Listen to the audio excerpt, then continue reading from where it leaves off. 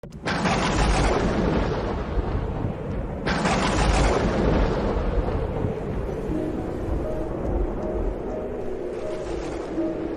Seigneur soit avec vous. Et avec votre esprit. Évangile de Jésus-Christ selon saint Matthieu. Gloire à toi, Seigneur. Aussitôt après avoir nourri la foule dans le désert, Jésus obligea les disciples à monter dans la barque et à le précéder sur l'autre rive, pendant qu'il renverrait les foules. Quand il les eut renvoyés, il gravit la montagne à l'écart pour prier. Le soir venu, il était là seul. La barque était déjà à une bonne distance de la terre. Elle était battue par les vagues, car le vent était contraire. Vers la fin de la nuit, Jésus vint vers eux en marchant sur la mer. En le voyant marcher sur la mer, les disciples furent bouleversés. Ils dirent: « C'est un fantôme. » Pris de peur, ils se mirent à crier. Mais aussitôt Jésus leur parla: « Confiance, c'est moi, n'ayez plus peur. » Pierre prit alors la parole: « Seigneur, si c'est bien toi, ordonne-moi de venir vers toi sur les eaux. » Jésus lui dit: « Viens. » Pierre descendit de la barque et marcha sur les eaux pour aller vers Jésus. Mais voyant la force du vent, il eut peur, et comme il commençait à enfoncer, il cria: « Seigneur, sauve-moi. » Aussitôt Jésus étendit la main, le saisit et lui dit: « Homme de peu de foi, pourquoi as-tu douté? » Et quand ils furent montés dans la barque, le vent tomba. Alors ceux qui étaient dans la barque se prosternèrent devant lui et ils lui dirent: « Vraiment, tu es le Fils de Dieu. » Acclamons la parole de Dieu. Louange à toi, Seigneur Jésus.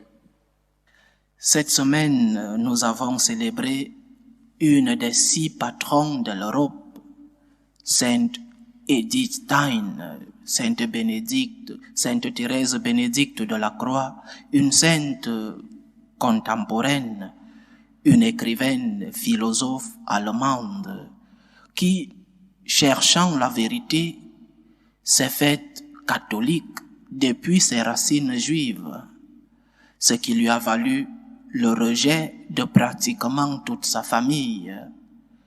Et en suivant cette recherche de la vérité, cette recherche de Dieu, elle a décidé d'entrer comme religieuse dans le Carme Dachau en Allemagne.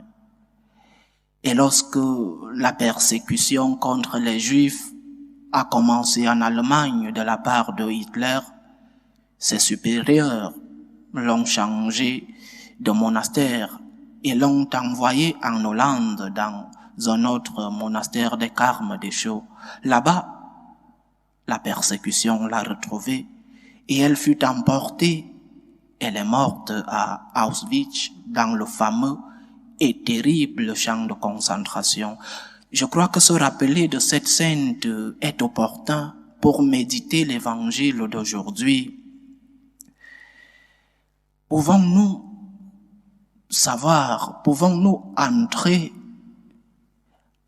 dans l'intérieur, dans la maison interne de cette femme et savoir ce qu'elle sentait lorsqu'elle a été mise dans ce train plein de Juifs, chemin de l'extermination, lorsqu'elle est arrivée à Auschwitz, lorsqu'elle a vu cette plaque à l'entrée de ce champ de concentration qui disait « Abandonnez toute espérance », lorsqu'elle a commencé à noter les conséquences du venin en elle et que cela signifiait que la vie s'en allait, que sentait cette femme?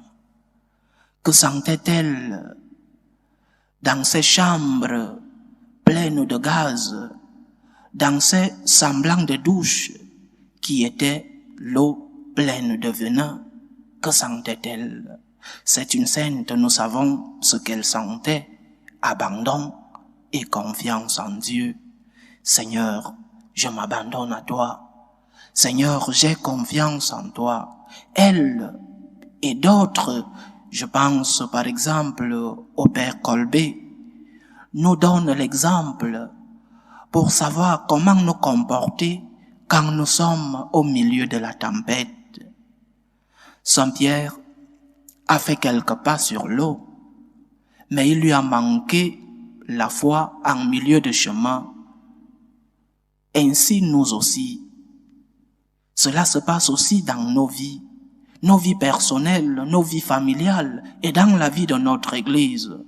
Lorsque la tempête arrive, une tempête personnelle, une tempête familiale, la tempête ecclésiale, lorsque la maladie, la souffrance, les problèmes économiques arrivent, lorsque nous enfonçons, lorsque nous ne trouvons pas de terre ferme pour nous établir, lorsque nos projets se sont effondrés au milieu de cette situation, que devons-nous faire?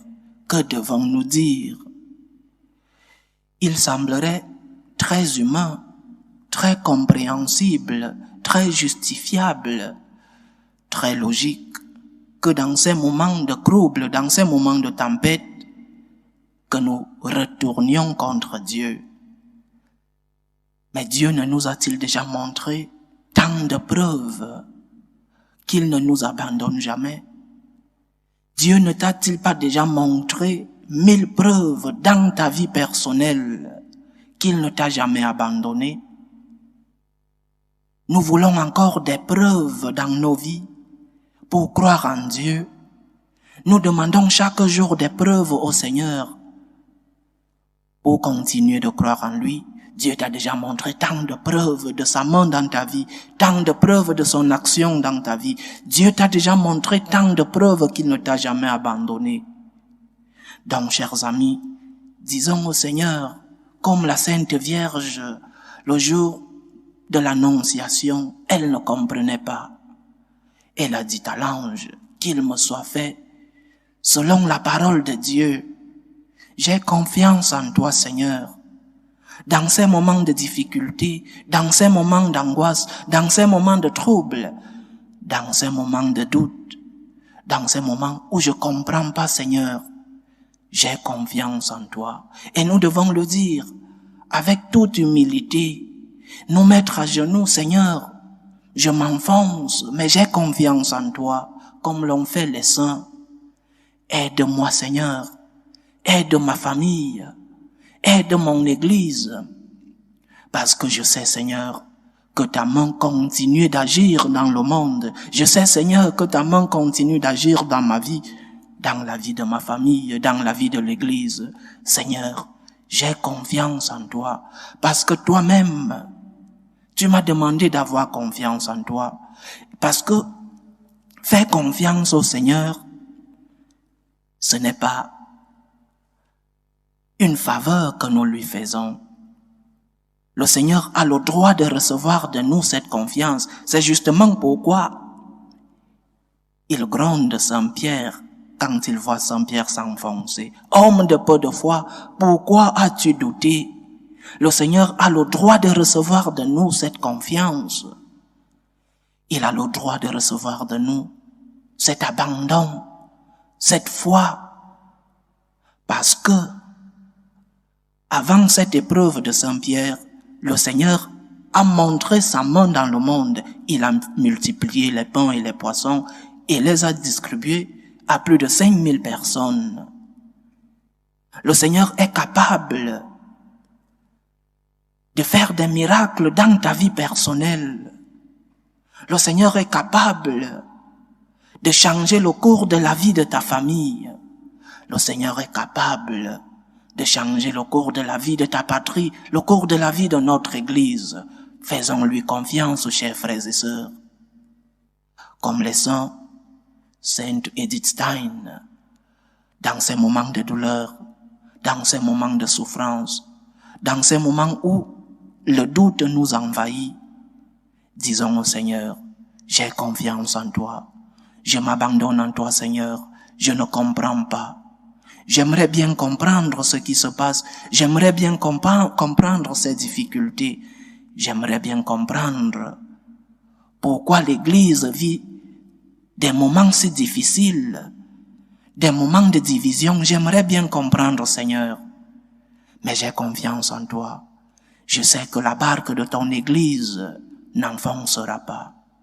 Demandons-lui avec humilité qu'il nous aide à ouvrir les portes de notre cœur à la confiance. Mettons-nous à genoux et disons tous au Seigneur, Seigneur, j'ai confiance en toi. Loué soit Jésus-Christ. À jamais.